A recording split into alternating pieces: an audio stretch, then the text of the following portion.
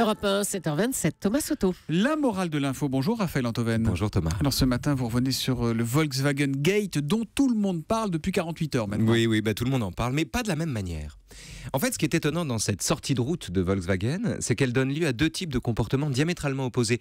Le suspicieux d'un côté et l'optimiste de l'autre. Alors attaquons par le suspicieux. Que fait le suspicieux ? Le suspicieux, c'est celui qui, à l'annonce de la triche, a eu tout de suite le sentiment que, décidément, on nous cache tout.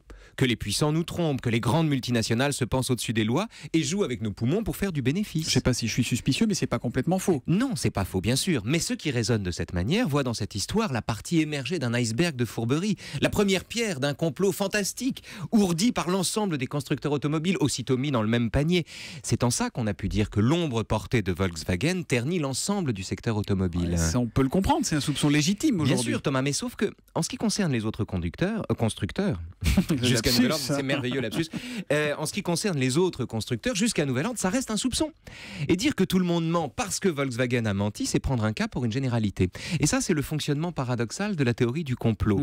Alors qu'elle se vit comme une recherche de la vérité qu'on lui dévoile n'est supportable que si elle ouvre immédiatement sur de nouveaux soupçons. Bon, laissons donc les supporters de la théorie du complot de côté et intéressons-nous à l'optimiste. Eh bien, l'optimiste, c'est celui qui, pour qui, au contraire, l'écart de conduite de la firme allemande nous montre que quand on triche, on se fait prendre.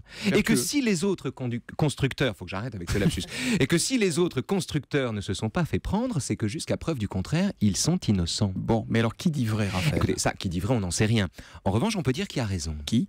Eh bien, bizarrement, alors qu'on est devant un mensonge objectif, entre la paranoïa du suspicieux et la candeur de l'optimiste, je crois que c'est le candide qui l'emporte.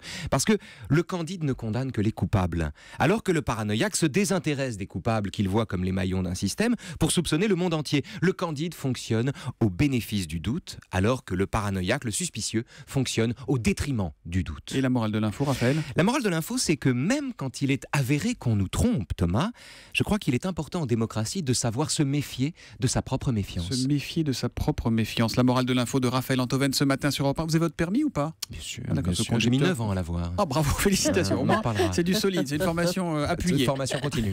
À demain 7h25 pour la morale de l'info, Raphaël.